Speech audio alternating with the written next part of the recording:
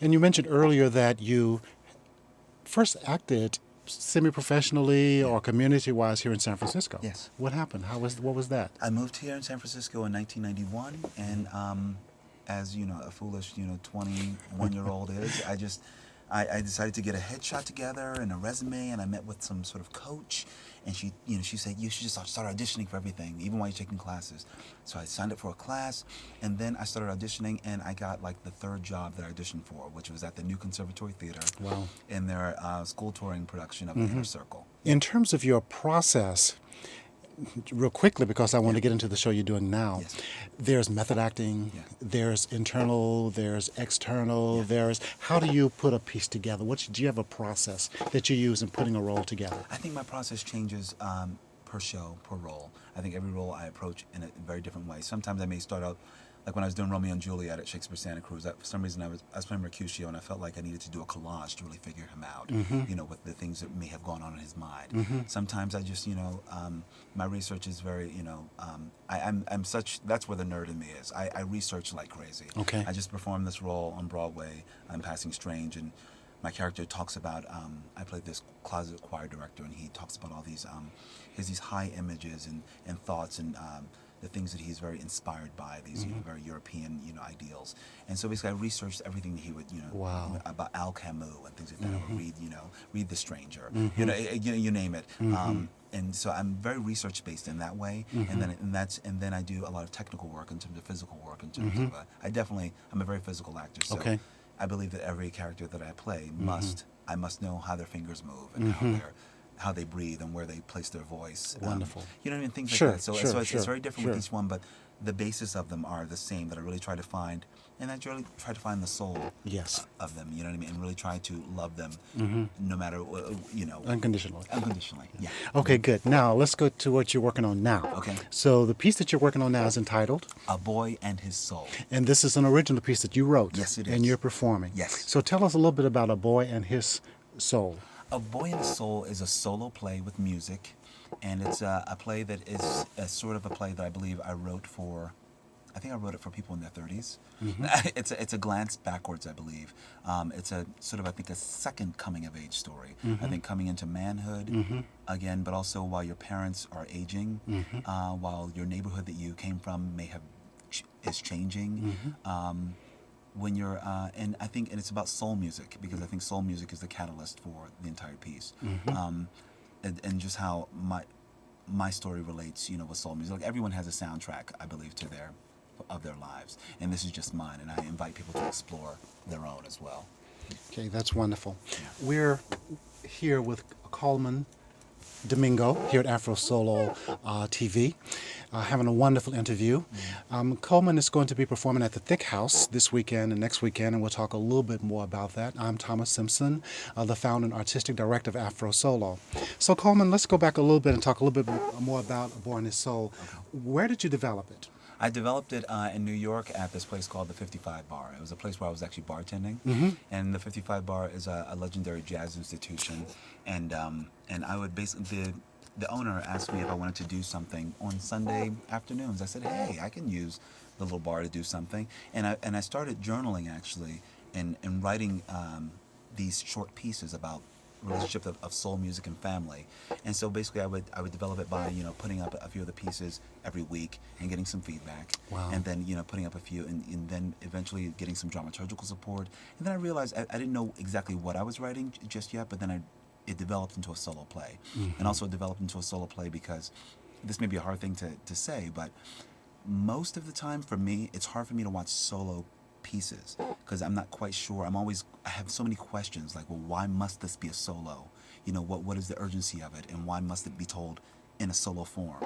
And so because I had those questions, and I felt like there were certain things that I applauded from solo performance, and some certain things I thought was a challenge. And so I challenged myself to write a piece that I thought, this is something I'm interested in seeing, and I think this is the way I'd like to tell a story, and I think there's an end for audiences here to find their story. You know what I mean? I didn't want it to be this play isn't about me. It is, but it isn't. It's about us, and it's about you, I think. And it's going to be at Thick House. Yeah. And where is Thick House? Thick House is on, I think it's 1695 18th, 18th Street, yes, Yeah. okay. Yeah, like 18th in Connecticut in Potrero Hill. Yeah. And it's Thick House. It's Thickhouse.org. thickhouse.org. So great if you have any difficulty finding it. So go check it out. Yeah. And how long will you be there? I'll be there for until the 14th. Okay. And And if we today do is well, may extend for a week. sure. So today is the 5th of Yes. September. So you're there for at least 2 weeks Yeah. and maybe longer. Now this is the second reincarnation Yes. of the piece at the Thick House. Yeah. Is it the same? Is it different? Has it evolved? It has evolved. It's evolved a lot, actually. I felt like there was some dramaturgical holes for myself, and so basically, I did a few workshops at New York Theater Workshop, and had some residencies, and I did some more work on it and fine-tuned. And I work with Tony Kelly. Tony Kelly is like my dramaturg, my director, my mentor in many ways on this piece, and so basically, we did a lot of work to flesh out some of the themes. Okay. And actually, and I think it's a stronger piece, and actually, I think deeper and a bit more heartfelt. Well, that's good. How does this piece explore what it means to be black today?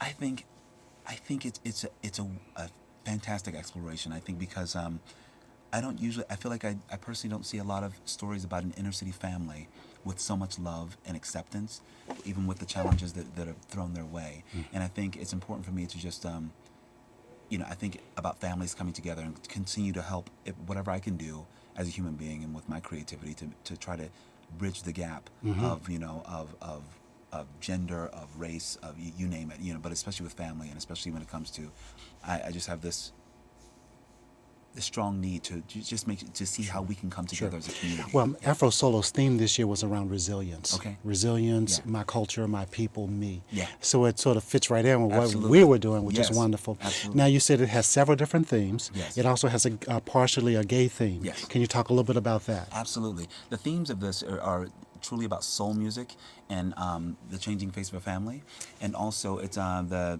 gay theme is it's another subplot about a coming of age story in a family. It's my coming out story in many ways, and basically how it relates to these strong men in my family, these strong ideals of an inner city family. Yeah. Wonderful. Yeah.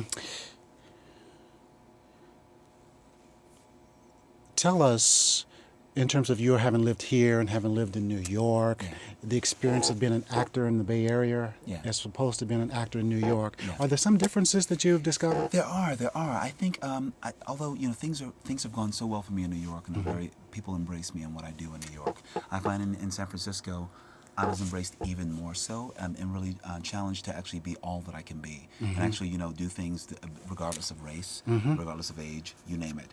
And I find in New York sometimes you can be a bit more marginalized in terms of what's available for you. But also something about the Bay Area and why I call the Bay Area my artistic home is because the Bay Area is so nurturing for artists, and that's why I'm always eager to come back. We have a call. Sure. Caller, go ahead. Yes, I'm wondering, can he do some movies, just straight movies, not based on race, gender, just straight good quality movies? Okay, great. What this caller is asking is, have you worked on movies that are not race or gender based? Have you done some work in those arenas? Oh, absolutely. I've done some films like there's a movie coming out about race that Spike Lee directed called Miracle at St. Anna that I'm in, and actually another film. It's also about race, though, called Passing Strange, directed by Spike Lee, that'll be coming out next year. But I've done things like true crime with Clint Eastwood, Around the Fire with that hot mess Tara Reid, you name it. But I've done a bunch of work that it really not. Yeah. So if one were to go to your website, they would see a pretty eclectic amount of work that you've done. Absolutely. And to a great extent, what we're talking about here is AfroSolo, which is based on race, which is based on the black experience. So that's why the focus is here. But as an artist, you try to do whatever you can, whenever you can. Absolutely. I can't believe the time has just about come and gone. Oh, man. Can you tell us really quickly what you hope people will get from seeing your piece? I hope they'll come in out 10 seconds. I hope they'll come out to the piece and just find themselves in the piece and have a good time. It's like a big old party, and you're going to have a great time. You've been watching AfroSolo TV here on SF Live. Again, it's been very, very nice to have you be with us, and it's very, very nice to have you, Colman, to Colman to be with us also.